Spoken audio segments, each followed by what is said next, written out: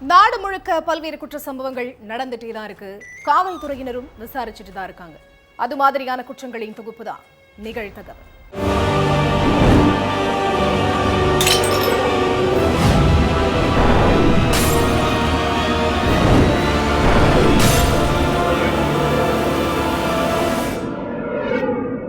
நிகழ்தகவு. பெற்ற தாயை பார்ப்பதற்காக பெங்களூருவிலிருந்து சென்னைக்கு வந்த ஐடி ஊழியர். தாய் மகனிடையே திடீரென ஏற்பட்ட வாக்குவாதம் முற்றியதில் பெற்ற தாய் என்றும் பாராமல் தலையை பிடித்து இழுத்து சுவரில் அடித்தே கொன்ற கொடூர மகன். துடிக்க துடிக்க கொன்றுவிட்டு வழுக்கி விழுந்து விட்டதாக நாடகம் ஆடிய இளைஞன் போலீசில் சிக்கியது எப்படி? அதிர்ச்சி சம்பவத்தின் பின்னணி என்ன?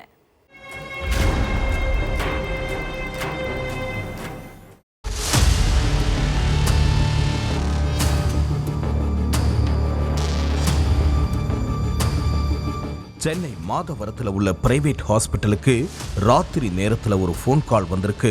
எதிர் முனையில பேசினவரு, எங்க அம்மா கீழே விழுந்துட்டாங்க, தலையில ரொம்ப அடிபட்டிருக்கு, கொஞ்சம் ஆம்புலன்ஸ் சீக்கிரம் அனுப்புங்கன்னு பதற்றத்தோட சொல்லியிருக்காரு. உடனே போன்ல பேசின நபர் சொன்ன அட்ரஸுக்கு ஹாஸ்பிட்டல்ல இருந்து ஆம்புலன்ஸ் போயிருக்கு. உயிருக்கு போராடிட்டு இருந்த தன்னுடைய தாய் பரிமளாவை ஆம்புலன்ஸ்ல ஏத்தின ரூபக் அவங்கள கூப்பிட்டுட்டு கண்ணீரும் கம்பளியுமா ஹாஸ்பிட்டலுக்கு போயிருக்காரு. முகத்திலையும் தலையிலையும் இருந்து ரத்தம் கொட்டுனதை பார்த்து அதிர்ச்சி அடைஞ்ச டாக்டர்களும் நர்ஸுகளும் எப்படி அடிபட்டுச்சு என்னாச்சுன்னு ரூபன் கிட்ட கேட்டிருக்காங்க. அதுக்கு மாடி படியிலிருந்து இறங்கும் போது தவறி விழுந்துட்டாங்கன்னு சொல்லியிருக்காரு. ஆனா பரிமளாவுக்கு ட்ரீட்மெண்ட் பண்ண டாக்டர்கள் காயத்தோட ஆழத்தை பார்த்ததுமே இது கீழே விழுந்ததுல ஏற்பட்ட காயம் இல்ல, யாரோ கண்மூடித்தனமா தாக்குறதுல ஏற்பட்ட காயம்ங்கிறத கரெக்டா கண்டுபிடிச்சிருக்காங்க. அதுக்கப்புறம் ரூபக் கிட்ட டாக்டர்கள் பேசினப்போ அவரு மது போதையில இருக்கிறது தெரிய வந்திருக்கு. போதையில இருக்கிறவர்கிட்ட பேசி எந்த பிரயோஜனமும் இல்லைன்னு நினைச்சு போலீஸுக்கு போன் பண்ணி தகவலை சொல்லியிருக்காங்க. அடுத்த சில நிமிடங்களிலேயே ஹாஸ்பிட்டலுக்கு வந்த போலீஸ் ரூபக் கிட்ட துருவி விசாரணை நடத்தியிருக்காங்க. தன்னால முடிஞ்ச அளவுக்கு சமாளிக்க பார்த்த ரூபக் ஒரு கட்டத்துல உண்மையை மறைக்க முடியாம நடந்த எல்லாத்தையும் போலீஸ் கிட்ட சொல்லியிருக்காரு. சென்னை மாதவரம் திருப்பதி தங்கவேல் நகர் பகுதியை சேர்ந்த 52 வயதான பரிமளா 5 லட்சம் ரூபாய் லீஸுக்கு ஒரு வீட்டில் குடியிருந்து வந்தாங்க. இவங்களுடைய கணவர் சில வருஷத்துக்கு முன்னாடி உயிரிழந்துட்டாரு. ஒரே ஒரு மகனான 35 வயசான ரூபக் பெங்களூருவில் உள்ள ஐடி கம்பெனியில வேலை பார்த்துட்டு இருக்காரு. சொந்த வீடு கட்டினதுக்கு அப்புறம் தான் கல்யாணம் பண்ணணும்னு குறிக்கோளோட இருந்த ரூபக் அதனால 35 வயசாகியும் கல்யாணம் பண்ணிக்காம இருந்திருக்காரு. பெங்களூர்ல வேலை பார்த்தாலும் லீவு கிடைக்கும் போதெல்லாம் சென்னைக்கு வந்து தாய் பரிமளாவை கவனிச்சிட்டு வந்திருக்காரு. கடந்த சில மாதங்களாவே பேங்க்ல லோன் போட்டு சொந்தமா வீடு கட்டுறதுக்கான வேலைகளை ஈடுபட்டு வந்திருக்காரு ரூபக். அதுக்காக லோன் அப்ளை பண்றது, நகைகளை வச்சு பணத்தை புரட்டுறதுன்னு எல்லா முன்னோட்ட வேலைகளையும் பார்த்துட்டு வந்திருக்காரு. பாதி பணத்தை பேங்க் லோன் மூலமா ரெடி பண்ணிக்கிட்டாலும் வீடு கட்டுறதுக்கு கையில கொஞ்சம் பணம் தேவைப்பட்டிருக்கு. அதுக்காக ரூபக் ஒரு பெரிய ஐடியா பண்ணியிருக்காரு. தாய் பரிமளா குடியிருக்கிற ஹவுஸ் ஓனர் கிட்ட லீஸுக்கு கொடுத்த 5 லட்சம் ரூபாய் பணத்தை வாங்கிக்கிட்டு கொஞ்ச நாள் அம்மாவை தன் கூட பெங்களூருல தங்க வச்சுக்கலாம்னு முடிவு பண்ண ரூபக் அந்த 5 லட்சம் ரூபாய் பணம் கிடைச்சா வீடு வாங்குற வேலை உடனே முடிச்சிடலாம்னு நினைச்சிருக்காரு. அதனால அந்த ஹவுஸ் ஓனருக்கு ஃபோன் பண்ணி லீஸ் பணத்தை தந்தா நாங்க உடனே வீட்டை காலி பண்ணிடுறோம்னு ரூபக் சொல்லியிருக்காரு. அப்போ 5 லட்சம் ரூபாய் லீஸ் பணத்துல உங்க அம்மா ஏற்கனவே 2 லட்சத்தை வாங்கிட்டாங்க, மீதி 3 லட்சம் மட்டும்தான் இருக்குன்னு சொல்லியிருக்காங்க அந்த ஹவுஸ் ஓனர். இதை கேட்டு ஷாக் ஆன ரூபக் நேரா சென்னைக்கு போய் தன்னுடைய தாய் பரிமளா கிட்ட இதை பத்தி கேட்டிருக்காரு. அதுக்கு என் தம்பி அவசரமா பணம் தேவைன்னு சொன்னா அதனால ஹவுஸ் ஓனர் கிட்ட இருந்து 2 லட்சம் ரூபாய் வாங்கி கொடுத்தன்னு பரிமளா சொல்லியிருக்காங்க. அந்த ஹவுஸ் ஓனர் ரொம்ப தெரிஞ்சவங்கன்றதுனால பரிமளா கேட்டதும் பத்திரத்துல கையெழுத்து வாங்கிக்கிட்டு லீஸ் பணத்துல 2 லட்சத்தை கொடுத்திருக்காங்க. சொந்த வீடு கட்டணும்னு தான் இவ்வளவு வயசாகியும் கல்யாணம் பண்ணிக்காம இருக்கேன், நான் கஷ்டப்பட்டு சம்பாதிச்ச பணத்தை நீ உன் தம்பிக்கு கொடுத்துட்டு இருக்கியான்னு கேட்டு ரூபக் தாய்கிட்ட பயங்கரமா கோபப்பட்டு சண்டை போட்டிருக்காரு. அதுக்கப்புறம் கோபிச்சுக்கிட்டு வீட்டை விட்டு வெளியே போன ரூபக் மது போதையில வீடு திரும்பி இருக்காரு. அப்போ பணம் சம்பந்தமா திரும்பவும் தாய் மகனுக்கு இடையில தகராறு வந்திருக்கு. ஒரு கட்டத்துல கடும் ஆத்திரம் அடைஞ்ச ரூபக் பெத்த தாய்னு கூட பார்க்காம பரிமளாவுடைய தலையை பிடிச்சு தரன்னு இழுத்துட்டு போய் வீட்டு சுவத்துல பல முறை அடிச்சு காயப்படுத்தி இருக்காரு. வலி தாங்க முடியாம பரிமளா சம்பவ இடத்திலேயே சுருண்டு விழுந்துட்டாங்க. கொஞ்ச நேரம் கழிச்சு ரூபக்கு போதை தெளிஞ்சதுக்கு அப்புறம் தான் ஆம்புலன்ஸை வர வச்சு பரிமளாவை ஹாஸ்பிட்டலுக்கு கூப்பிட்டு போயிருக்காரு.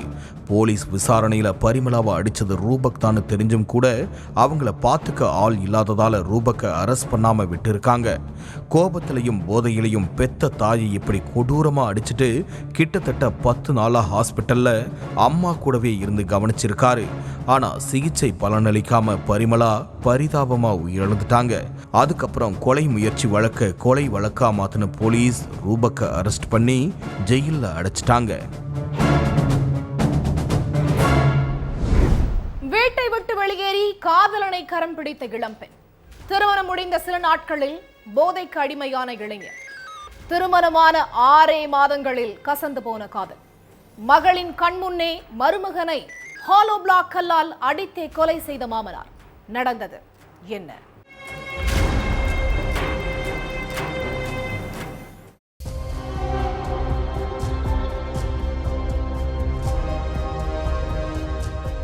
அஞ்சு கிராமம் காவல் நிலையத்துக்கு 13ஆம் தேதி அன்னைக்கு நைட்டு ஒரு போன் வந்திருக்கு. சார், பக்கத்து வீட்டுல உள்ளவர் சொந்த மருமகனை கண்மூடித்தனமா அடிச்சிட்டு இருக்காரு, சீக்கிரம் வாங்கன்னு சொல்லியிருக்காரு எதிர் முனையில பேசின நபர். உடனே போலீஸ் ஸ்பாட்டுக்கு போய் பார்த்தப்போ இளைஞர் தலை 2ஆ பிளந்து ரத்த வெள்ளத்துல உயிருக்கு போராடிட்டு இருந்திருக்காரு. அவருடைய மனைவியும் மாமியாரும் தடுக்காம பக்கத்துல நின்று வேடிக்கை பார்த்துட்டு இருந்திருக்காங்க. உயிருக்கு போராடிட்டு இருந்த இளைஞரை மீட்ட காவலர்கள் ட்ரீட்மெண்ட்டுக்காக ஹாஸ்பிட்டலுக்கு அனுப்பி வச்சுட்டு விசாரணையில இறங்கினாங்க. ஒரு வாரம் ட்ரீட்மெண்ட்ல இருந்த அந்த இளைஞருக்கு சிகிச்சை கை கொடுக்காம உயிரிழந்துட்டாரு. அடுத்து கொலை முயற்சி வழக்க கொலை கேஸா மாத்தி மருமகனை கொலை பண்ண மாமனார் கிட்ட விசாரிக்க ஆரம்பிச்சாங்க. சொந்த மருமகனையே எதுக்கு காட்டு மிராண்டித்தனமா அடிச்சு கொலை பண்ணீங்க, உங்களுக்கும் அவருக்கும் இடையில அப்படி என்ன சண்டைன்னு விசாரிச்சிருக்காங்க. அதுலதான் இந்த ரத்த வெறிக்கு என்ன காரணம்ங்கிறது தெரிய வந்திருக்கு. கன்னியாகுமரி இறச்சகுளத்தை சேர்ந்த 25 வயதான சிபின் அதே கிராமத்துல உள்ள பிரைவேட் காலேஜ்ல படிச்சுட்டு வந்தாரு. அதே காலேஜ்ல தான் ஷகாயா சீலாங்கிற இளம் பெண்ணும் படிச்சிட்டு இருந்தாங்க.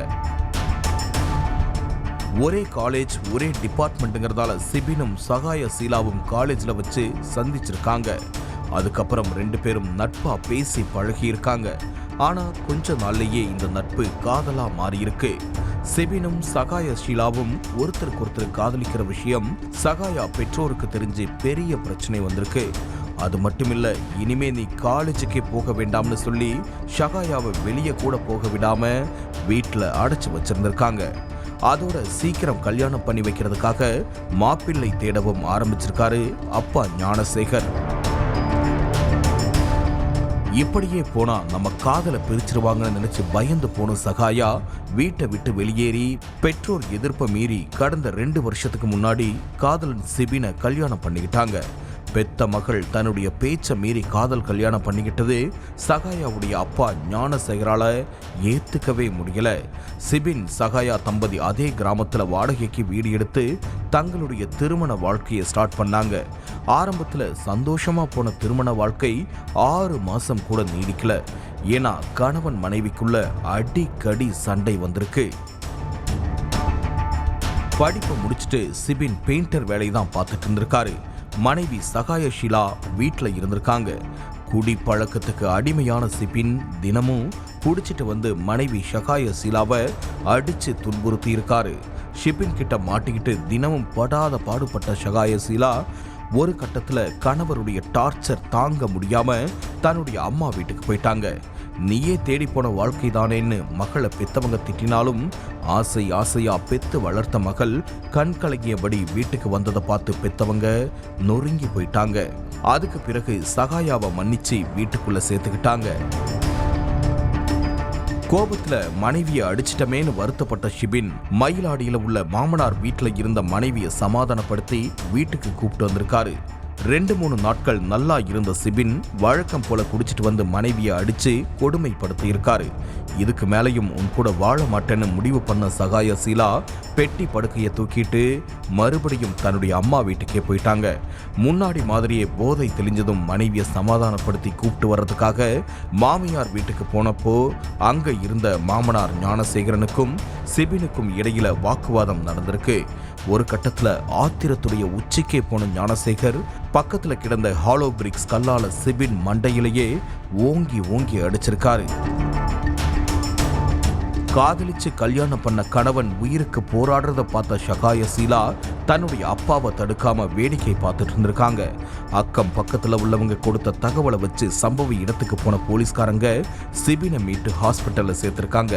ஆனா ஒரு வாரம் ட்ரீட்மெண்ட்ல இருந்த சிபின் சிகிச்சை கை கொடுக்காம உயிரிழந்துட்டாரு. மொத்த உண்மையும் ஞானசேகர் கிட்டையும் அவங்க பொண்ணு கிட்டையும் நடத்தின விசாரணையில தெரிய வந்திருக்கு. ஞானசேகர் கொடுத்த வாக்குமூலத்தை வச்சு அவர் மேல கொலை வழக்கு பதிவு பண்ண போலீஸ் அவரை நீதிமன்றத்தில் ஆஜர்படுத்தி சிறையில் அடைச்சிட்டாங்க. வேலைக்காக வெளிநாட்டுக்கு சென்ற கணவன் மாமனார் மகளுடன் வீட்டில் தனியாக இருந்த பெண். நண்பகலில் கிச்சனில் இருந்து கேட்ட அலறல் சத்தம். கிச்சனில் உடல் முழுவதும் தீக்காயங்களோடு கிடந்த இருவர்.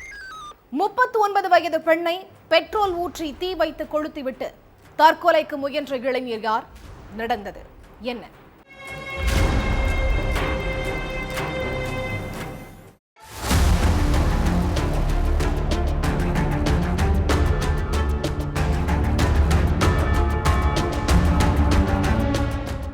மதியம் சமையலை முடிச்சுட்டு சோஃபாவில் உட்கார்ந்து ரெஸ்ட் எடுத்துட்டு இருந்திருக்காங்க பிரவீனா. அப்போ அவங்க வீட்டுக்கு வந்த இளைஞர் ஒருத்தர் பிரவீனா கிட்ட குடிக்க தண்ணீர் கேட்டிருக்காரு. இதனால தண்ணீர் எடுக்க கிச்சனுக்குள்ள போயிருக்காங்க பிரவீனா. ஆனா அடுத்த கொஞ்ச நேரத்திலேயே பிரவீனாவுடைய அலறல் சத்தம் கேட்டிருக்கு. சத்தத்தை கேட்ட பக்கத்து வீட்டுக்காரங்க என்னாச்சு ஏதாச்சுன்னு ஓடி போய் பார்த்திருக்காங்க. அங்க பிரவீனா உடல் ஃபுல்லா வெந்து போய் தீக்கிரையாகி கிடந்திருக்காங்க. பிரவீனாவுக்கு பக்கத்துல இளைஞர் ஒருத்தரும் தீக்காயங்களோட கிடந்திருக்காரு. இதை பார்த்து பதறி போன அக்கம் பக்கத்தினர் ஆம்புலன்ஸை வர வச்சு 2 பேரையும் ஹாஸ்பிட்டலுக்கு அனுப்பி வச்சாங்க. இந்த விஷயத்தை கேட்டு சம்பவ இடத்துக்கு போன போலீஸ் வீட்டுக்குள்ள என்ன நடந்துச்சு, வீட்டுக்குள்ள தீக்காயங்களோட கிடந்த இளைஞர் யாரு, பிரவீனாவுக்கும் அந்த இளைஞருக்கும் என்ன சம்பந்தம் அப்படின்னு எல்லா விவரங்களையும் தெரிஞ்சுக்கிற விசாரணையில இறங்கியிருக்காங்க. கேரளாவில் உள்ள கண்ணூர் பகுதியை சேர்ந்த ஜிசேஸும் அதே பகுதியை சேர்ந்த பிரவீனாவும் பள்ளி காலத்திலிருந்தே க்ளோஸ் ஃப்ரெண்ட்ஸா இருந்திருக்காங்க. 3 வருஷத்துக்கு முன்னாடி பிரவீனாவுக்கு பக்கத்து ஏரியாவை சேர்ந்த அஜீஸ்ங்கிற இளைஞரோட கல்யாணம் ஆகியிருக்கு. அஜீஸுடைய அப்பா உடல்நலம் பாதிக்கப்பட்டு நடக்க முடியாம இருந்திருக்காரு. கல்யாணமான புதுசுல கணவனும் மனைவியும் ரொம்ப அந்யோன்யமா இருந்தாங்க. இந்த தம்பதிக்கு ஒரு மகள் இருக்காங்க. மனைவி மகள்னு ரொம்ப மகிழ்ச்சியா வாழ்ந்துட்டு இருந்த அஜீஸ் குடும்பத்தோட பொருளாதார தேவைக்காக துபாய்க்கு வேலைக்கு போயிருக்காரு. ஆனா வெளிநாட்டுக்கு வேலைக்கு போன அஜீஸுக்கு வேலை பளு அதிகமாகி இருக்கு. இதனால 2 நாளைக்கு ஒரு முறைதான் தன்னுடைய மனைவி பிரவீனாவுக்கு போன் பண்ணி நலம் விசாரிச்சிருக்காரு அஜீஸ். கல்யாணத்துக்கு பிறகும் பிரவீனாவும் ஜிஜேஸும் போன் மூலமா தங்களுடைய நட்பை வளர்த்துட்டு இருந்திருக்காங்க. அடிக்கடி பிரவீனாவுக்கு போன் பண்ண ஜிஜே, சாப்பிட்டியா, வீட்டுல தனியா இருந்தா பத்திரமா இரு, பைக்ல போகும்போது பார்த்து பத்திரமா போயிட்டு வா அப்படின்னு அவங்க மேல அதிக கேரிங்கா இருந்திருக்காரு. ஜிஜேஷுடைய கேரிங்கான பேச்சை கேட்டு தன்னோட மனசை பறிகொடுத்த பிரவீனா அவர் கூட திருமணத்துக்கு மீறின உறவுல இருந்திருக்காங்க. வீட்டுக்கு தெரியாம 2 பேரும் ஊர் சுத்துறது, அடிக்கடி போன் பேசுறதுமா தங்களுடைய தகாத உறவை கண்டினியூ பண்ணியிருக்காங்க. இந்த விஷயம் துபாயில வேலை பார்த்துட்டு இருந்த அஜீஸுக்கு தெரிய வந்திருக்கு. இதனால தன்னுடைய மனைவியை கண்டிச்சிருக்காரு அஜீஸ். அதுக்கடுத்து ஜிஜேஸுக்கு போன் பண்ணின பிரவீனா, என்னுடைய கணவனுக்கு நம்ம தகாத உறவுல இருக்கிற விஷயம் தெரிஞ்சிருச்சு, அதனால நம்ம பழகிறத நிறுத்திக்கலாம்னு சொல்லியிருக்காங்க. அதை கேட்டு கடுப்பான ஜிஜேஸ், நான் உன்னை ரொம்ப சின்சியரா லவ் பண்றேன், என்னோட எதிர்கால வாழ்க்கையை உன்னோட கழிக்கலாம்னு இருந்தேன், நீ திடீர்னு என்னை விட்டு போனா நான் உயிரோடவே இருக்க மாட்டேன்னு புலம்பி இருக்காரு. அதுக்கு லூசு மாதிரி பேசாத, எனக்கு என்னோட வாழ்க்கை முக்கியம், நீயும் ஒரு நல்ல பொண்ணா பார்த்து கல்யாணம் பண்ணிக்கோன்னு அட்வைஸ் பண்ணியிருக்காங்க பிரவீனா. இதனால 2 பேருக்கும் இடையில பயங்கர சண்டை வெடிச்சிருக்கு. தனக்கு கிடைக்காத பிரவீனா யாருக்கும் கிடைக்க கூடாதுன்னு முடிவு பண்ண ஜிஜேஸ் அவங்கள கொலை செய்யவும் திட்டம் தீட்டி இருக்கான். சம்பவத்தை அன்னைக்கு பிரவீனா சமையலை முடிச்சுட்டு ரெஸ்ட் எடுத்துட்டு இருந்திருக்காங்க. அப்போ பிரவீனாவுடைய வீட்டுக்கு போன ஜிஜேஷ் குடிக்க தண்ணீர் கேட்டிருக்கான். இதனால கிச்சனுக்குள்ள போயிருக்காங்க பிரவீனா. அப்போ அவங்க பின்னாடியே கிச்சனுக்கு போன ஜிஜேஷ் அவங்க சுதாரிக்கிறதுக்குள்ள மறைச்சு வச்சிருந்த பெட்ரோலை எடுத்து பிரவீனா மேல ஊத்தி தீ வச்சு கொளுத்து இருக்கான். அடுத்து தன்னோட உடல் மேலையும் பெட்ரோலை ஊத்தி தீ வச்சு தற்கொலை பண்ண ட்ரை பண்ணியிருக்கான். உடல் ஃபுல்லா தீ காயங்களோட 2 பேரும் ஹாஸ்பிட்டல்ல ட்ரீட்மெண்ட் எடுத்துட்டு இருக்காங்க. ஆனா பிரவீனா சிகிச்சை பலனளிக்காம உயிரிழந்துட்டாங்க. விசாரணையுடைய முடிவுல எல்லா உண்மையும் தெரிஞ்சுக்கிட்ட போலீஸ் ஜிஜேஷ் மேல வழக்கு பதிவு செஞ்சு விசாரிச்சுக்கிட்டு இருக்காங்க. விவசாய கிணற்றிலிருந்து வீசிய துர்நாற்றம். எட்டி பார்த்தபோது கிணற்றுக்குள் இருந்த சாக்கு மூட்டைக்குள் இருந்த இளம் பெண்ணின் கை கால்கள். ஏரியில் மிதந்த மற்றொரு சாக்கு மூட்டைக்குள் இளம் பெண்ணின் தலையும் உடல் பாகங்களும் கிடந்ததால் பேரதிர்ச்சி. இளம் பெண்ணை துடிக்க துடிக்க கொன்று உடலை 7 துண்டுகளாக வெட்டிய காட்டு மிராண்டி கும்பல் சிக்கியதா? குலை நடுங்க வைத்த பகீர் சம்பவத்தின் பின்னணி என்ன?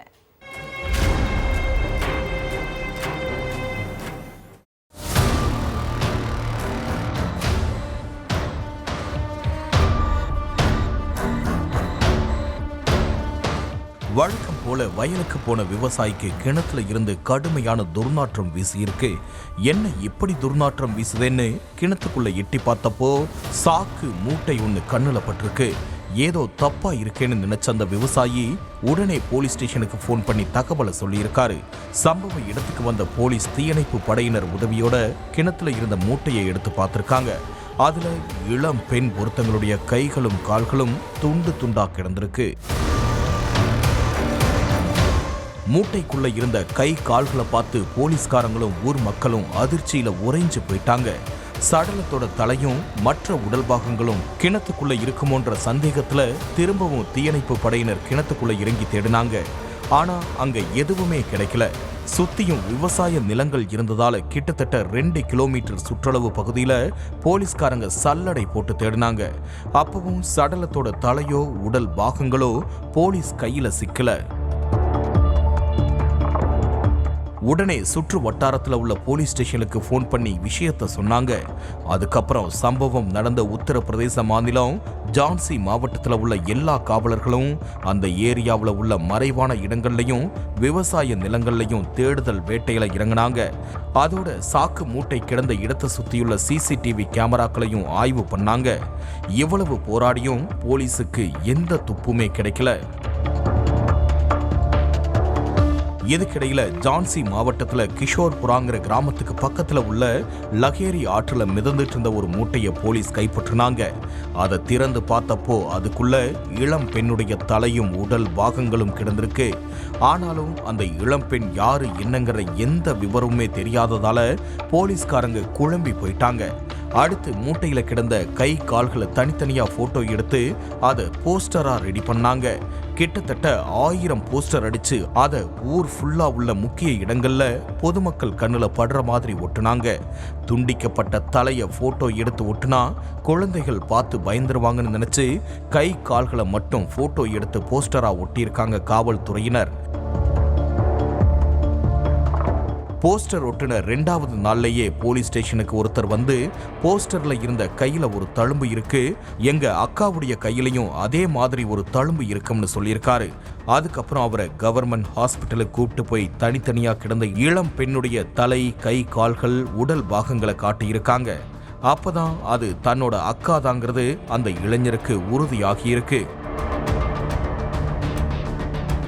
உத்தரப்பிரதேசம் ஜான்சி மாவட்டத்தில் உள்ள திகம்பர் கிராமத்தை சேர்ந்த ரச்சனா யாதவ்ங்கிற இளம்பெண் கணவனை இழந்து தன்னுடைய தாய் தந்தை சகோதரர் கூட வாழ்ந்துட்டு இருக்காங்க. தனக்கு ஏற்பட்ட ஒரு பிரச்சனையை சரி செய்யறதுக்காக பக்கத்து ஊரான கிஷோர்புரா கிராமத்தோட முன்னாள் பஞ்சாயத்து தலைவர் சஞ்சய் பட்டேலை பார்க்க போயிருக்காங்க. அந்த பழக்கத்துல அவங்க 2 பேருக்கும் இடையில தகாத உறவு ஏற்பட்டிருக்கு. கடந்த சில மாதங்களாவே 2 பேரும் அடிக்கடி தனிமையில சந்திச்சு வந்திருக்காங்க. இந்த விஷயம் ரச்சனா யாதவுடைய குடும்பத்துக்கு தெரிஞ்சு பிரச்சனை வந்திருக்கு.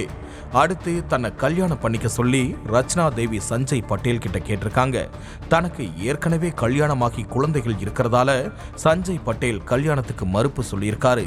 இது சம்பந்தமா ரச்சனா யாதவுக்கும் சஞ்சய் பட்டேலுக்கும் இடையில பிரச்சனை ஏற்பட்டிருக்கு. என்ன ஏமாத்திரலாம்னு நினைச்சா நாம 2 பேரும் ஒன்னா எடுத்துக்கிட்ட போட்டோஸை உன் குடும்பத்துக்கிட்டையும் ஊர்க்காரங்க கிட்டையும் காட்டி பிரச்சனை பண்ணுவன்னு ரச்சனா யாதவ் மிரட்டி இருக்காங்க. இதனால ஆத்திரமடைஞ்ச சஞ்சய் பட்டேல் அந்த பொண்ணை கொல்ல முடிவு பண்ணியிருக்காரு. ரக்ஷனா யாதவ தன்னோட தோட்டத்துக்கு வர வச்ச சஞ்சய் பட்டேல் தன்னோட மருமகன் சந்தீப் பட்டேல் கூட சேர்ந்து அந்த இளம் பெண்ணை வெட்டி கொன்னிருக்காங்க. அதுக்கப்புறம் ரச்சனா யாதவோட சடலத்தை கை தனியா கால் தனியா தலை தனியான்னு மொத்தம் 7 துண்டுகளா வெட்டி அதை 2 மூட்டையில கட்டியிருக்காங்க. ஒரு மூட்டைய விவசாய கிணத்துலையும் இன்னொரு மூட்டைய ஏரியிலையும் வீசியிருக்காங்க. ரச்சனா யாதவுடைய தம்பி எங்க அக்காவுக்கும் சஞ்சய் பட்டேலுக்கும் பிரச்சனை இருந்துச்சு, அதனால அவர் மேலதான் சந்தேகமா இருக்குன்னு போலீஸ் கிட்ட சொல்லியிருக்காரு. அதன் அடிப்படையில சஞ்சய் பட்டேலை கூப்பிட்டு விசாரிச்சப்போ அவர் எல்லா உண்மையும் ஒத்துக்கிட்டாரு. அதுக்கு பிறகு போலீஸ் சஞ்சய் பட்டேலையும் அவருடைய மருமகன் சந்தீப் பட்டேலையும் அரெஸ்ட் பண்ணிட்டாங்க. இதுல சம்பந்தப்பட்டிருக்கிறதா சொல்லப்படுற மேலும் சிலரை போலீஸ் தேடிக்கிட்டு இருக்காங்க.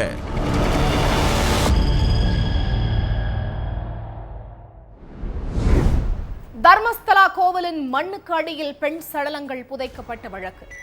தான் கூறிய அனைத்தும் முழுக்க முழுக்க பொய் என கூறி ஆந்தர் பல்டி அடித்த புகார்தாரர். அரசியல் பின்புலம் உள்ள கும்பல் மிரட்டியதால் கோவில் மீது களங்கம் ஏற்படுத்தியதாக பகீர் வாக்குமூலம். கோவிலின் புனிதத்தை களங்கப்படுத்த இழிவான செயலை செய்த அரசியல் கும்பல் யார்? அந்த அரசியல் கும்பல் கோவிலை குறிவைத்து இழிவேலையில் ஈடுபட்டதற்கான நோக்கம் என்ன? தர்மஸ்தலா விவகாரத்தில் கிளைமாக்ஸ் எப்போது?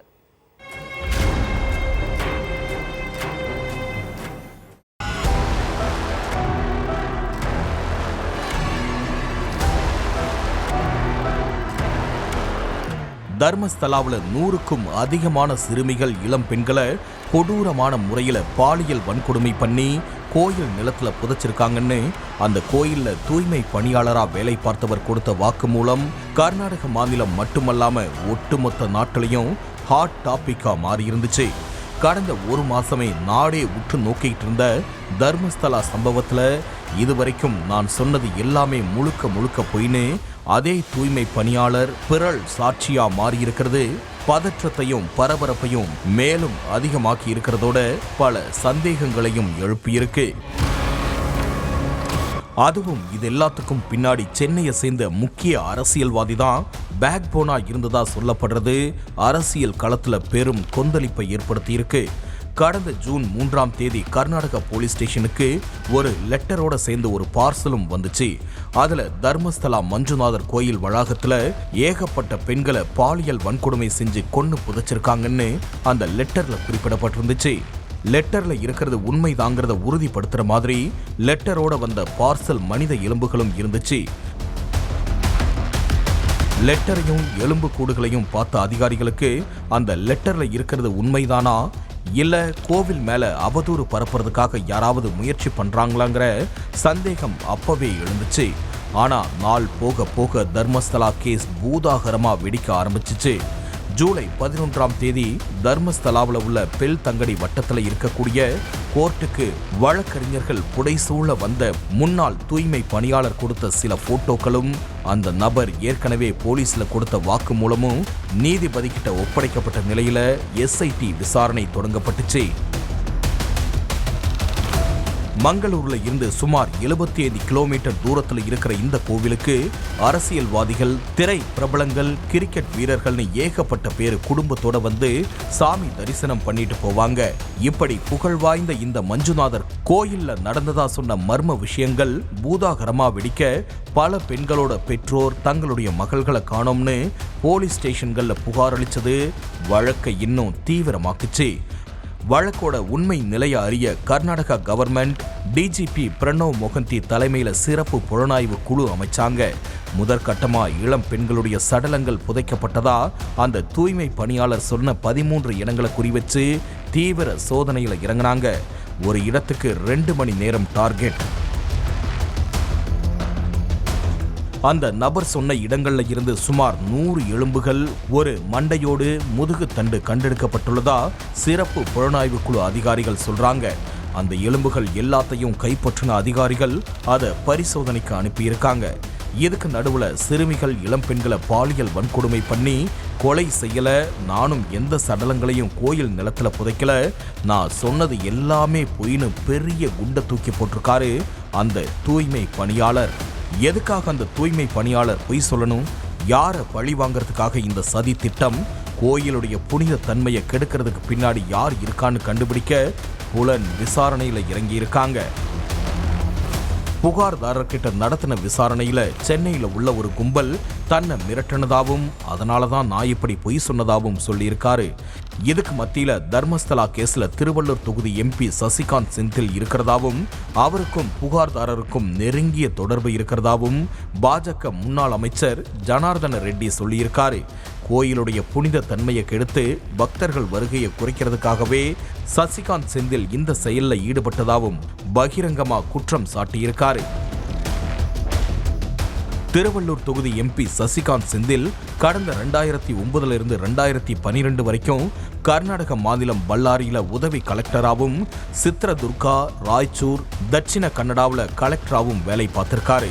கர்நாடகாவில் IAS ஆகவும் வேலை பார்த்ததை வச்சுதான் இந்த சதி திட்டம் தீட்டி கோடிக்கணக்கான பக்தர்கள் வர்ற மஞ்சுநாதர் கோயிலின் பெருமையையும் புகழையும் சிதைக்க சசிகாந்த் செந்தில் முயற்சி பண்ணியிருந்ததா பாஜக முன்னாள் அமைச்சர் ஜனார்தன ரெட்டி சொல்லியிருக்காரு.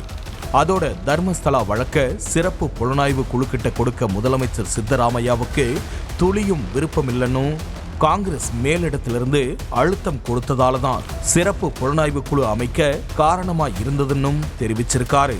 ஒட்டுமொத்த நாட்டையும் அதிர வச்ச தர்மஸ்தலா வழக்குல தமிழகத்தை சேர்ந்த அரசியல்வாதியுடைய பேரும் அடிபட்டிருக்கிறது. இன்னும் பல சந்தேகங்களுக்கு வழிவகுத்திருக்கு. ஓட்டுநர் மற்றும் எலக்ட்ரீஷியன் வேலை செய்து வந்த கணவன் மனைவியை வேலைக்கு அழைத்து சென்ற போது தடம் மாறிய வாழ்க்கை. மனைவியின் செயலால் கடும் மன உளைச்சலுக்கு ஆளான கணவன் ஹோட்டல் அறையில் தூக்கில் சடலமாக தொங்கிய கொடூரம். தற்கொலை ஆடியோவை வாட்ஸ்ஆப்பில் ஷேர் செய்துவிட்டு இளைஞர் தூக்கிட்டு தற்கொலை செய்து கொண்டது ஏன்? பின்னணி என்ன?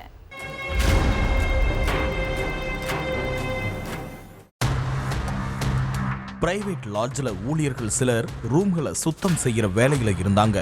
அப்போ ஃபர்ஸ்ட் ஃப்ளோர்ல உள்ள ரூம் ஜன்னல்ல தொடச்சிட்டு இருந்த ஊழியர் திடீர்னு திகைச்சு போய் நின்று இருக்காரு. அந்த ரூமுக்குள்ள இளைஞர் ஒருத்தர் தூக்கு மாட்டிக்கிட்டு சடலமா கிடந்திருக்காரு. அந்த கோரத்தை பார்த்து அதிர்ந்து போன சக ஊழியர்கள் போலீஸுக்கு ஃபோன் பண்ணி தகவலை சொன்னாங்க.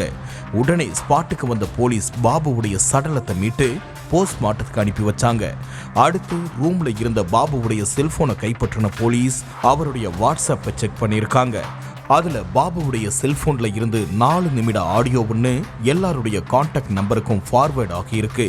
அடுத்து அந்த ஆடியோவை போலீஸ் உன்னிப்பா கேட்டிருக்காங்க. அதுக்கப்புறம் தான் பாபு ஏன் தற்கொலை செஞ்சுக்கிட்டாரு, யாரெல்லாம் இவருடைய தற்கொலைக்கு காரணம் அப்படிங்கிற மொத்த டீட்டெயிலும் தெரிய வந்துச்சு. திண்டுக்கல் மாவட்டம் செல்லப்புரம் பகுதியை சேர்ந்த பாபு டிராவல்ஸ் ஓட்டுநரா வேலை செஞ்சிட்டு இருந்தாரு. கொஞ்ச வருஷத்துக்கு முன்னாடி இவருக்கும் அந்தோணி கோவில் தெருவை சேர்ந்த சசி ரேகாவுக்கும் கல்யாணம் ஆகியிருக்கு. இந்த தம்பதிக்கு 11 வயசுல பெண் குழந்தை ஒன்று இருக்கு. மனைவி மகள் மேல அதீத பாசம் வச்சிருந்த பாபு 2 பேரையும் கண்ணும் கருத்துமா நல்லபடியா பாத்துக்கிட்டாரு. இவரு அதே ஏரியாவில் உள்ள தொழிலதிபர் சோரன்சன் வீட்லயும் எலக்ட்ரீஷியன், பிளம்பிங் பார்ட் டைம் வேலை செஞ்சிட்டு இருந்தாரு. தனக்கு உதவியா தன்னுடைய மனைவி சசிரேகாவையும் அடிக்கடி கூடவே அழைச்சிட்டு போகிறத வழக்கமா வச்சிருந்த பாபு அப்படி கூப்பிட்டு போன நேரத்துல தான் சசிரேகாவுக்கும் தொழிலதிபர் சோரன் சோவுடைய அண்ணன் மகன் ஆதர்ஸ் ஆண்டனிக்கும் பழக்கம் ஏற்பட்டிருக்கு. இந்த பழக்கம் நாள் போக்குல கள்ளக்காதலா மாறியிருக்கு. அதுக்கப்புறம் சசிரேகாவும் ஆதர்ஸ் ஆண்டனியும் நெருங்கி பழக ஆரம்பிச்சாங்க. ஒரு நாள் சசிரேகா நள்ளிரவுல யார்கிட்டயோ போன்ல பேசிட்டு இருந்தாங்க. அதை பார்த்த பாபு இந்த நேரத்துல யார்கிட்ட போன் பேசிட்டு இருக்குன்னு மனைவி கிட்ட கேட்டிருந்தாரு. நான் எங்க அம்மா கிட்ட தான் ஃபோன் பேசுறேன்னு சொல்லி சமாளிச்சிருக்காங்க சசிரேகா. ஆனா மனைவியுடைய பேச்ச நம்பாத பாபு செல்போனை பிடுங்கி பார்த்திருக்காரு. அதுல ஆதர்ஸ் ஆண்டனியோட நம்பர் காட்டியிருக்கு. அதை பார்த்து ஆத்திரமடைஞ்ச பாபு மனைவி கிட்ட பயங்கர சண்டை போட்டிருக்காரு. அதனால கோபமான சசிரேகா இனி நான் உன் கூட சேர்ந்து வாழ மாட்டேன்னு டைவர்ஸ் கேட்டு கோர்ட்ல முறையிட்டிருக்காங்க. அதுக்கு அடுத்தும் சசிரேகா யாருக்கும் தெரியாம ஆதர்ஸ் ஆண்டனி வீட்டுக்கு போகிறத வழக்கமா வச்சிருந்திருக்காங்க. இந்த விஷயம் பாபுவுடைய காதுக்கு போனதால தன்னுடைய மனைவி சசிரேகாவை மறுபடியும் கண்டிச்சிருந்தாரு. பாபுவுடைய பேச்சை கேட்டு கடுப்பான சசிரேகா நடந்த விஷயத்த தன்னுடைய ஆண் நண்பர் ஆதர்ஸ் ஆண்டனி கிட்ட சொல்லியிருக்காங்க. உடனே பாபுவுக்கு ஃபோன் பண்ண ஆதர்ஸ் ஆண்டனி, சசிரேகா ஏற்கனவே உன்னை பிடிக்கலன்னு சொல்லிட்டு பிரிஞ்சு போயிட்டாங்க. அதுக்கப்புறமும் அவங்கள டார்ச்சர் பண்ற வேலையை வச்சுக்காத. இனி ஒரு முறை அவங்கள டார்ச்சர் பண்ணினா உன்னை உயிரோடவே விடமாட்டேன்னு மிரட்டி இருக்காரு. ஆதர்ஸ் ஆண்டனி மிரட்டினதுனால கடும் மன உளைச்சலுக்கு ஆளான பாபு தன்னுடைய மாமனார் மாமியார் வீட்டுக்கு போய் நியாயம் கேட்டிருக்காரு. குத்துக்கல்லு மாதிரி நான் ஒருத்தன் உயிரோட இருக்கும்போது உங்க பொண்ணு எதுக்கு ஆதர்ஸ் கூட பழகிட்டு இருக்கான்னு நியாயம் கேட்டிருக்காரு. ஆனா அவங்க மாமியார் சசிரேகாவுக்கு சப்போர்ட் பண்ணி பேசி பாபுவை திட்டி அனுப்பி விட்டுட்டாங்க. இதனால பாபு கடந்த 3 வாரமாவே ரொம்ப மன உளைச்சல்ல இருந்தாரு. மாமியார் மாமனார் மனைவின்னு எல்லோராலையும் என்னோட மானமே போயிடுச்சு, அதனால நான் இந்த உலகத்துல வாழ்றதே வேஸ்ட்னு முடிவு பண்ண பாபு தற்கொலை பண்ணிக்க முடிவு பண்ணாரு. நாயுடுபுரம் பகுதியில் உள்ள ஓட்டல்ல மெயின்டெனன்ஸ்க்கு வேலைக்கு போன பாபு தனி ரூம்ல உட்காந்து தேம்பி தேம்பி அழுதுருக்காரு. அடுத்து தற்கொலை ஆடியோவை ரெக்கார்ட் பண்ணி தன்னுடைய உறவுக்காரங்க ஃப்ரெண்ட்ஸ்னு எல்லோருடைய வாட்ஸ்அப் நம்பருக்கும் அனுப்பி விட்டுருக்காரு. எவ்வளவோ செஞ்சிருக்கேன், எவ்வளவோ நல்லது பண்ணியிருக்கேன். என்னோட வாழ்க்கைக்கு கெடுத்ததுக்கு காரணமே இவ தான். இவ 2வது கள்ள தொடர்பு வச்சு என்னை அசிங்கப்படுத்தி ரொம்ப அவமானப்படுத்தி என்னை ரொம்ப இது பண்ணி என் லைஃபையே கெடுத்துட்டான். நான் வாழ்ந்து நல்லா வளர்ந்து சமூகத்துல கொடைக்கானல நல்ல பேர் எடுத்திருந்தேன். சரியா? நான் என்னோட வாழ்க்கையை கெடுத்ததே இவ தான். இவளும் அவங்க அம்மா திலகவதியும் தான். சரியா? திலகாவும் தான். என்னுடைய சாவுக்கு மாமனார் மாமியார் மனைவி சசிரேகா ஆதர்ஸ் ஆண்டனி சோரசன்னு எல்லோருமே காரணம்னு குற்றம் சாட்டியிருந்த பாபு அதே அறையில தூக்கு மாட்டி தன்னுடைய உயிரை மாச்சிக்கிட்டாரு. ஆதேஷ் ஆண்டனி இவன் தான் என் குடும்பத்துல பூந்து என் வாழ்க்கையை கெடுத்து என் குடும்பத்தையே சித்திரவதை பண்ணி என்னை தற்கொலை பண்ண வச்சிருக்கான். அவன் தான் என்னை மிரட்டி ஸ்டேஷன்ல காசு கொடுத்து 1 லட்ச ரூபா கொடுத்து என்னை சாக வச்சதுக்கு காரணமே அவன் தான். சரியா? இதோட ரெக்கார்டு எல்லாமே இருக்கு. கேஸ் திண்டுக்கல் கோர்ட்ல நிலுவையில நிக்குது. ஆனா எல்லாத்துக்கும் காரணமே சோரன்சனோட அன்னை மகன் ஆதேஷ் ஆண்டனின்றவன் தான். இந்த விஷயத்தை தெரிஞ்சு ஸ்பாட்டுக்கு போன போலீஸ் சசிரேகா கிட்ட விசாரணை பண்ணிட்டு இருக்காங்க. ஒவ்வொரு குற்றங்களின் முடிவும் சட்டத்தின் கையில். விசாரணை தொடரும். பார்க்கலாம் அடுத்த நிகழ்தகவல்.